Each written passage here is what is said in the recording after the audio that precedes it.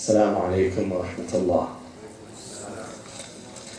My brothers and sisters, it is my honor to be in this great Islamic center and to be invited by His Eminence Imam Ilahi.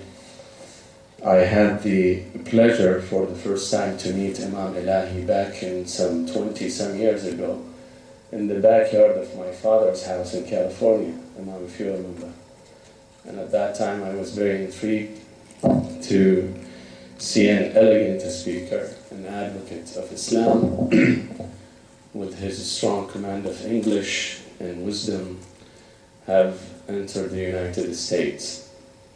And alhamdulillah, since then, we've all heard the good things about His Eminence in this Islamic center. And it is my pleasure to be here among you, brothers and sisters, to serve you with as best as I can. صلوا على محمد وآل محمد. اللهم صل على محمد وآل محمد. أعوذ بالله من الشيطان الرجيم. بسم الله الرحمن الرحيم. والحمد لله رب العالمين. صلى الله عليك يا سيدي يا رسول الله. صلى الله عليك يا سيدي ومولاي يا أبا عبد الله. يا رحمة الله الواسعة ويا باب نجاة الأمة. يا ليتنا كنا معكم سيدي فنفوز فوزا عظيما.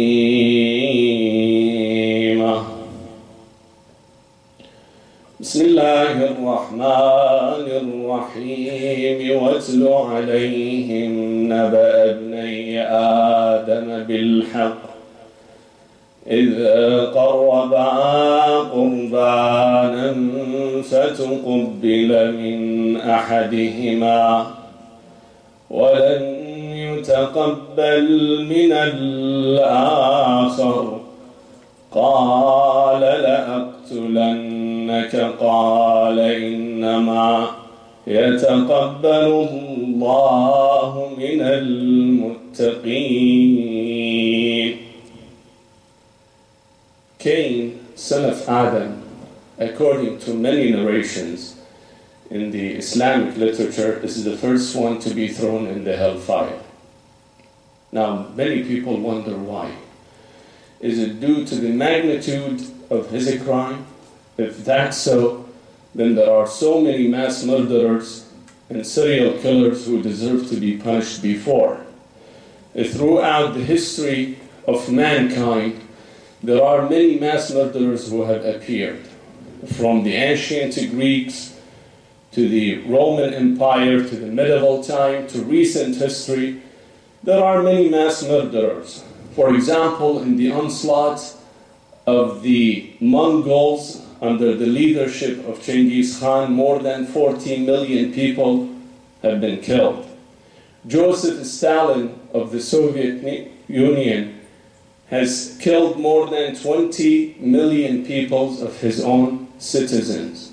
Harry Truman, the US president, has ordered the bombardment of Hiroshima and Nagasaki by atomic bombs back in 1945.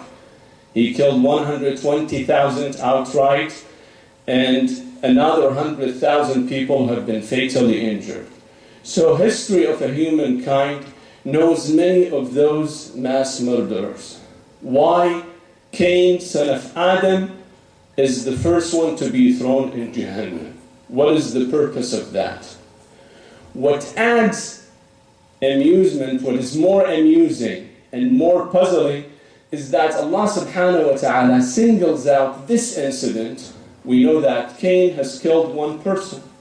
After all, it was his brother. Yes, he killed 1/4 of the population at the time, but he eventually killed one person.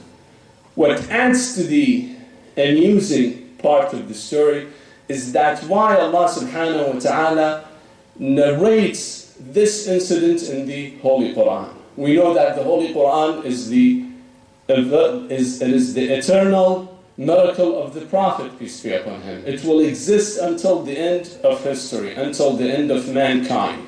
So when someone or some incident is stated in the Holy Quran, it will be immortalized, will stay eternal until the end of history. Why Allah subhanahu wa ta'ala singles out this incident among all, horrible incidents that have taken place throughout history? Those are questions that people ask. My topic tonight, inshallah, and I will try to keep it as short as possible, will be answering those two questions. After your salawat. Sallu ala Muhammadin wa ala Muhammad.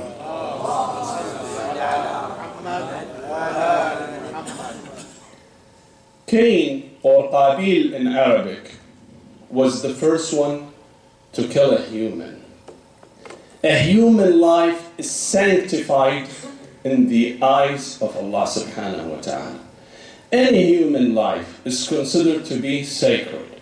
It is the affair of God. Anyone who meddles in the affair of God will fall from the grace of Allah subhanahu wa ta'ala. Meaning that you are challenging God when you attack an innocent life.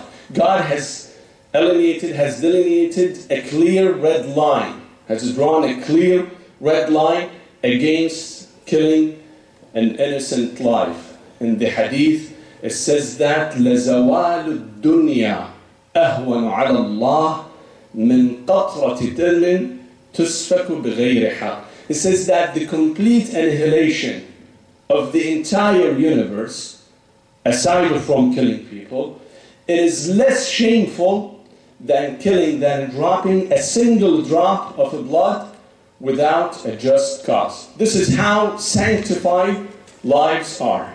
Therefore, according to God's principle, if you kill a single person or you are killing multiple people, in the eyes of Allah subhanahu wa ta'ala, it is the same. It is the same horrible thing. Nothing has changed. You may wonder why I killed one person or masses of people.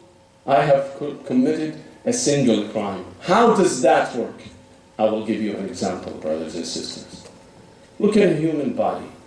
When a tiny organ in a human body gets sickened, inflicted with sickness, that organ, when it becomes incapable to function, it will affect the entire body of the human. You call the entire person sick, but in reality, only that tiny organ, sometimes it's a single cell that gets infected with disease. But the effect transcends to the entire body. The entire human person becomes sick.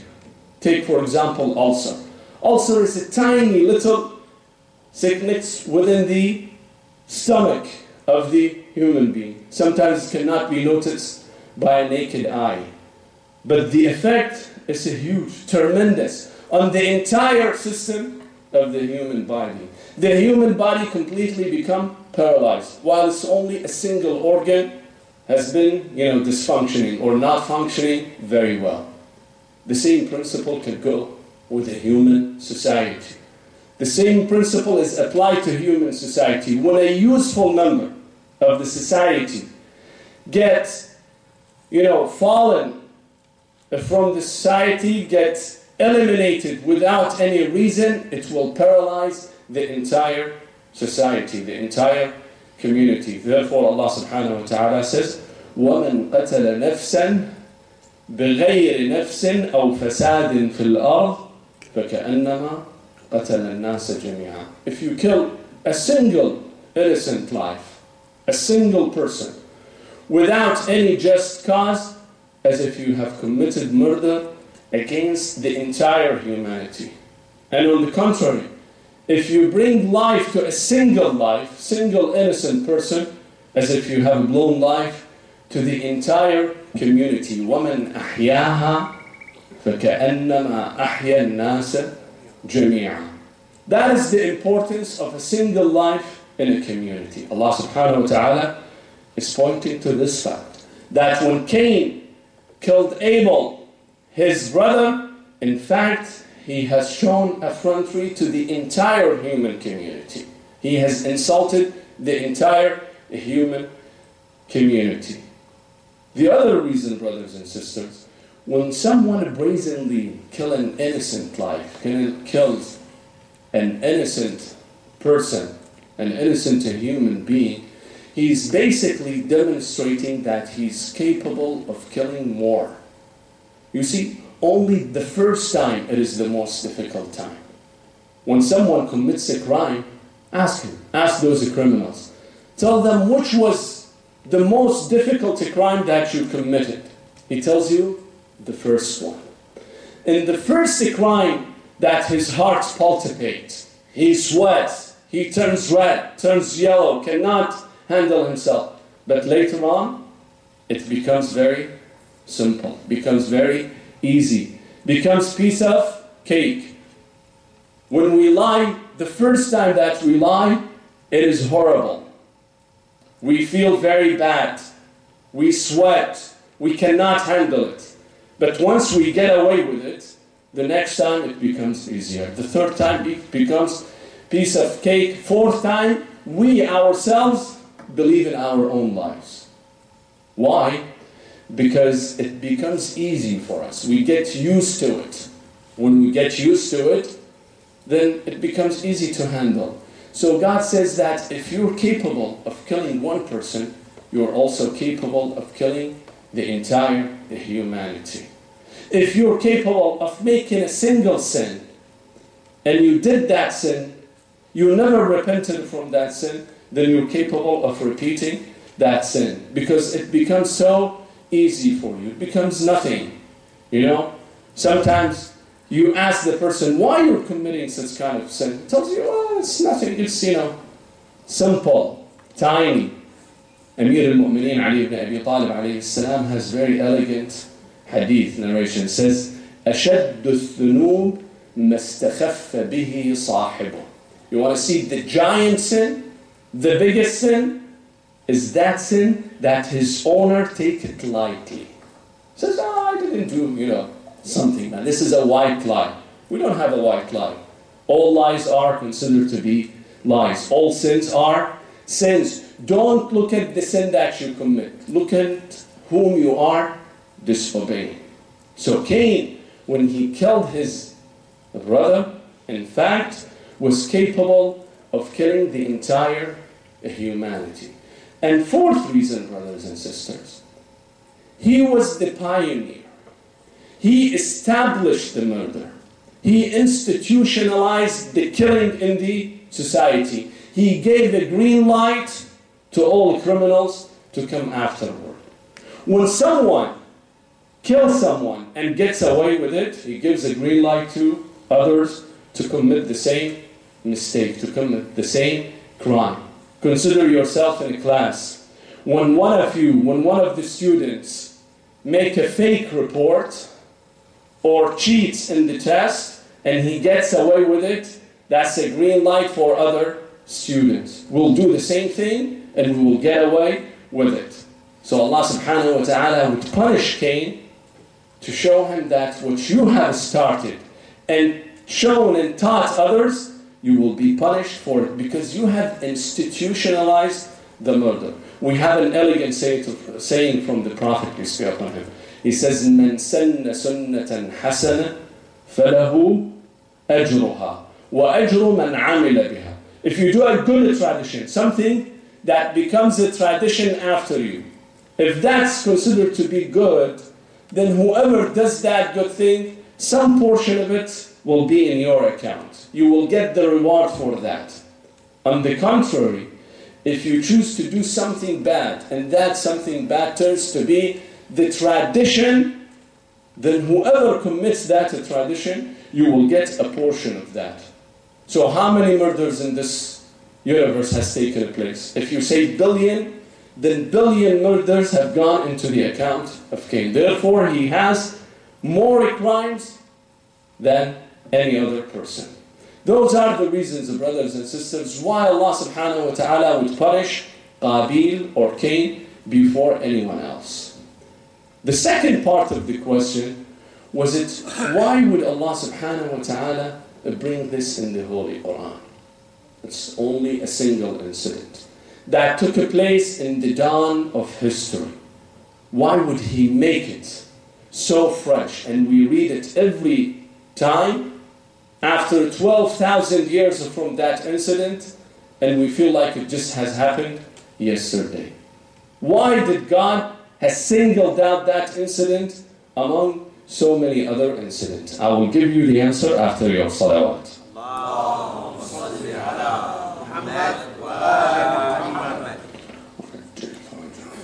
You see, brothers and sisters, God is pointing to a very fundamental point in human history.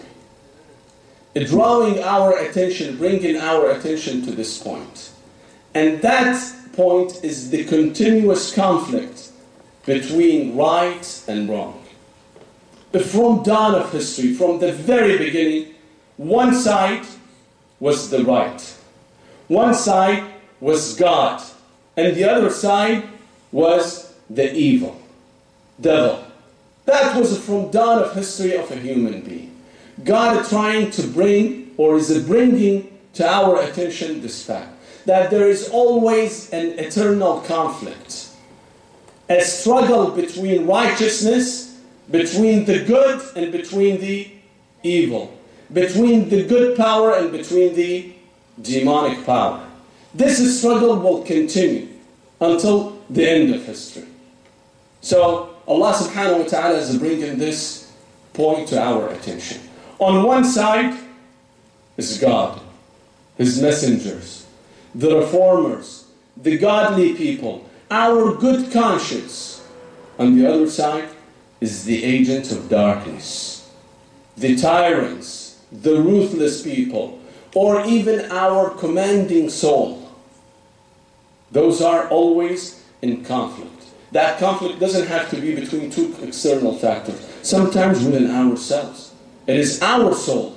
Whether our conscience could overcome that soul, that commanding soul, or vice versa, or just the opposite.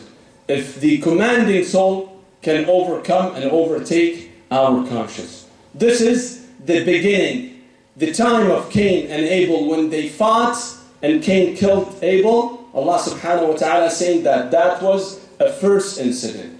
And many incidents that will come afterward. On one side, there's God. God brings justice. God brings guidance to people. His messengers always after guidance to revitalize a human being.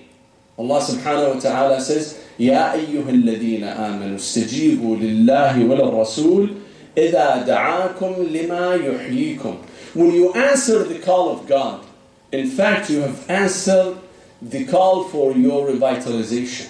You have revitalized yourself. You have renewed yourself. You have given a life to yourself.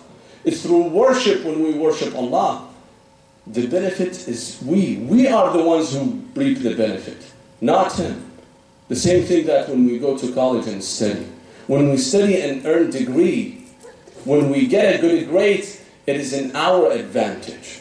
When we get a bad grade, it is not in the disadvantage of the teacher. It is in our disadvantage. The same thing with worshiping. Allah subhanahu wa ta'ala on one side, with His messengers showing us the road. He says that on one side, if you want to be on the right side, here is my path.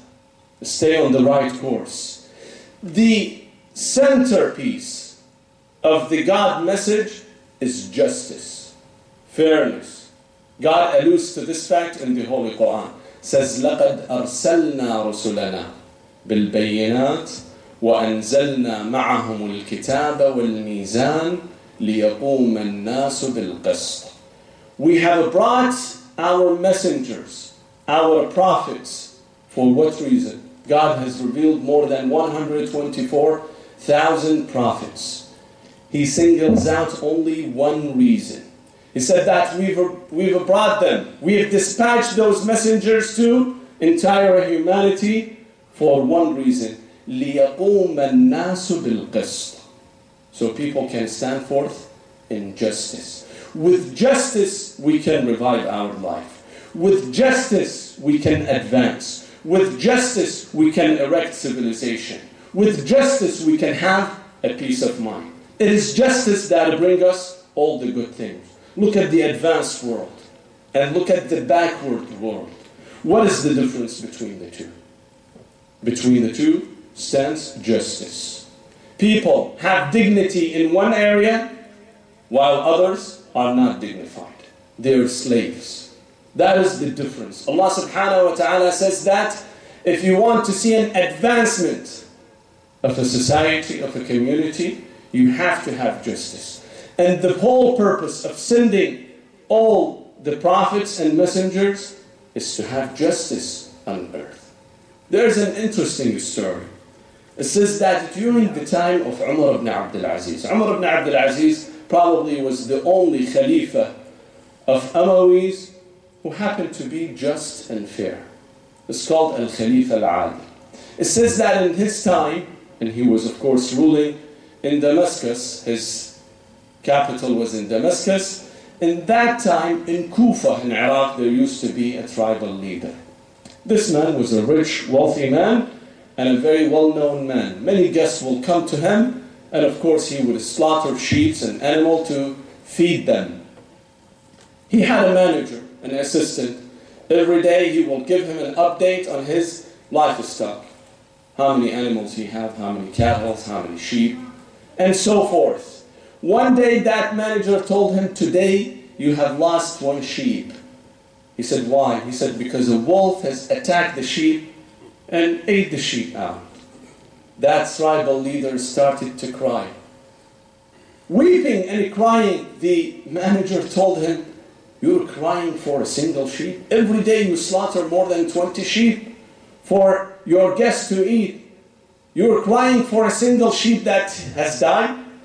He said, no, you took me wrong. I am not crying for the fact that a wolf has attacked my sheep. I am crying because the just ruler in Damascus has died. Umar ibn Abdul Aziz. You see how he's correlating between the death of a just ruler and a wolf attacking a sheep. Afterward, he says, after a few days, they gave us the news that right on that day, Umar ibn Abdul Aziz has passed away.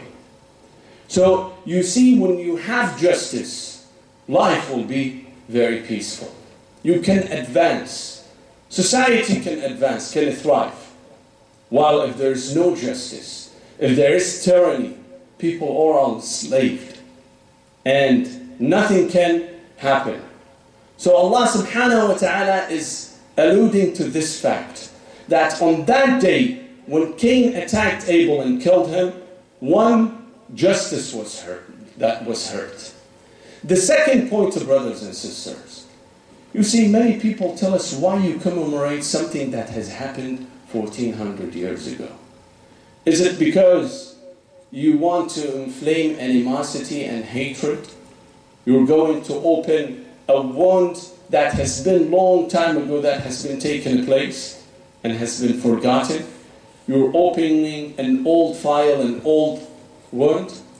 But Allah subhanahu wa ta'ala, through mentioning an incident that has taken place 12,000 years ago, is pointing to this fact, is to raise awareness among people. So people can be aware of that incident. God doesn't want to instigate violence or inflame enmity and fight among people. Rather, He wants people to recognize very well the gruesome nature of attacking innocent life. Today, even in this recent history, we see people celebrate such kind of life. Every year, the Japanese commemorate the incident of Hiroshima and Nagasaki. And other people commemorate, different kind of incident that has taken place. We have days that are designated for certain, harmful diseases. like cancer, like AIDS, other type of diseases. We have Mother Day, for example, Father Day. Why is it so? It's to raise awareness among people. Allah subhanahu wa ta'ala wants this incident to be stuck in everyone's memory so they don't forget. Why God doesn't want them to forget? You see, brothers and sisters, a human being have this very bad nature of forgetfulness. By time we tend to forget. When we forget, we make the criminal, we sanctify him. We make him the victim. We forget. We think that the victim was the criminal and the criminal was the victim. You see many people, they commemorate the Holocaust every year. They talk about the genocide that Hitler has done to them. But do they mention how many Holocausts they brought to their own nation? To the civilian nation, to the poor nation of Palestinians? They never talk. The victim has become what? Has become the criminal himself. But no one speaks about it. Allah subhanahu wa ta'ala wants to make sure that a criminal always stay a criminal. Time will not wash the sin. And the victim stays the victim. So one day he can take his right again. And the fourth reason, brothers and sisters, again Allah subhanahu wa ta'ala is reminding us about a very important fact, is that no matter what happens, how brutal the victim has died, has been killed, has been murdered, eventually at the end of the struggle, God and His Messenger and those victims who have been killed, they are the ones who will survive. Their legacy will survive. You will say, there are so many prophets have been killed. How do they win? Where is the winning, for example, for the John the Baptist or Zechariah who have been killed? The answer is in their legacy. Look at their legacy, what has happened to them. What has happened to their foe, to their enemy. Look at the name and the fame that they gained. Today when you go to Damascus, you see the shrine of Zechariah. You see the shrine of John the Baptist. Namrud, the ruthless king of Iraq, deported Abraham from Iraq. Sent him back all the way, to Palestine. Deprived him, denied him from, tiny little place, did not allow him to hold a tiny place in Iraq. But what happened to Namrud? Where is Namrud now? But look at Abraham. Allah subhanahu wa ta'ala has created a monument for him, that millions of people who go and do the pilgrimage have to go and pray behind that monument. The monument of Abraham now in every person's heart. Here is the legacy of Abraham. Here is the legacy of the prophets. Eventually, those legacies, their names, will outshine. While the oppressor, the tyrant, will be gone. No one knows where Pharaoh is. No one knows where the Namrud and the ruthless kings who have governed, where are they? Where is their whereabouts? Where is their tombs? No one even mentions about them. Brothers and sisters, all of this was an introduction to talk about Imam Hussein alayhi salam in the remaining few minutes after your salawat.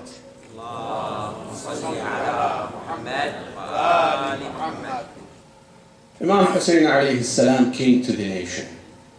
He offered them everything. He came to erect justice. After the demise and the departure of the Prophet, peace be upon him, the face of the nation changed. Bani Umayyah took over. The dignity that Muslims used to have were all gone.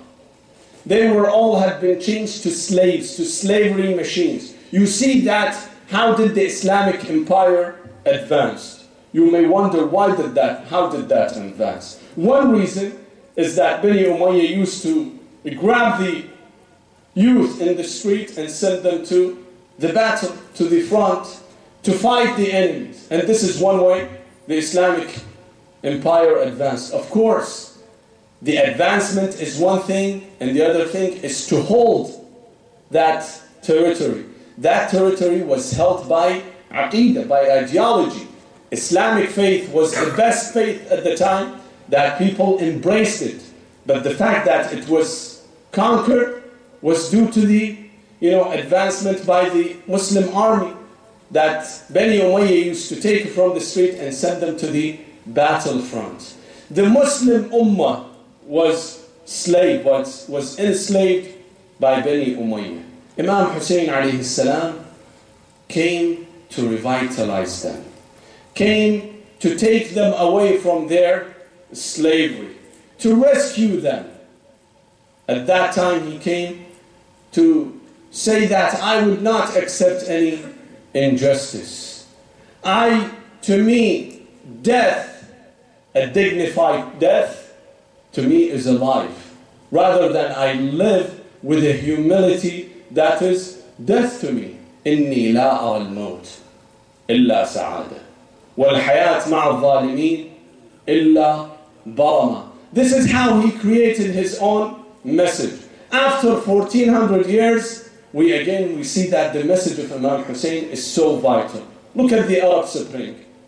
What has happened in the Arab countries? Yes, there is an ideological difference. There is a religious difference between the movement of Imam Hussein and what is happening on the street. But look at the spirit of Imam Hussein, that he would not accept tyranny. And we see what has happened in the Arab streets. One guy who didn't have anything, who was a poor man, who was insulted, but one thing that he had dignity, he had self-respect. He did not accept this tyranny. 2 years ago in Tunisia, when he set himself in fire to protest against the tyranny of the tyrant. What did that happen? Afterward, 4 tyrants, collapsed. And inshallah, the rest will collapse very soon. This is all have been inspired by what? By the martyrdom of Imam Hussein alayhi salam. 1400 years ago, when he declared, إني لا أرى الموت إلا سعادة والحياة مع الظالمين إلا برمة. At that time when he declared this, his voice was echoed. Yes, at the time, people did not listen to him. But his voice was echoed until it get to our own century. The minute that people realize that once they sacrifice their blood, they shed their blood, they reach their destiny, they grab their result, you think that it goes so massively, so swiftly against the tyrants. And that has happened in the recent years. This is all have been inspired by Imam Hussein alayhi salam. 1400 years ago, Imam Hussein stood up in the desert of Karbala, in the day of Ashura, alone by himself, where the enemy has crushed and killed his companions, killed his household. At that time he declared, ألا هل من ناصر ينصرنا ألا هل من معين يعيننا. If there is anyone come to our rescue, come to our help. He did not hear any voice, was a lonely man. After the killing, they even crushed his bone. But look at what has happened throughout this history, what has happened to his name and his legacy. Now there are millions of people who rush to his shrine, to his tomb, to celebrate his name. On the day of Ashura, Imam Hussein was not killed, brothers and sisters. Imam Hussein was reborn again on the day of Ashura. Which person that can earn in return for his sacrifice can earn an eternal name throughout history? Nowadays, millions of people, they brave the heat, they brave coldness, barefoot, they walk on their feet hundreds of miles, go to pay their salute to Imam Hussein. This is the name that Imam Hussein has left. But ask, what happened to Yazid? Where is Yazid? Where is Ibn Ziyad? Where is the Umayyad army who have crushed and annihilated Imam Hussein and his companions and his household at that time? What has happened to them? Allah subhanahu wa ta'ala has rewarded Imam Hussein for all of his sacrifice. Therefore, you see that the Imams alayhim salam, one after one, each one came to emphasize on this fact, to tell the followers of Ahl al-Bayt, do not forget the memory of Imam Hussein. Remember at any case, at any moment, remember the movement of Imam Hussein. Remember the tragedy of Imam Hussein. Al-Imam al-Kadhim alayhi salam says that once Muharram enters, I don't see my father is laughing. Smile never come to the face of Al-Imam al-Sadiq.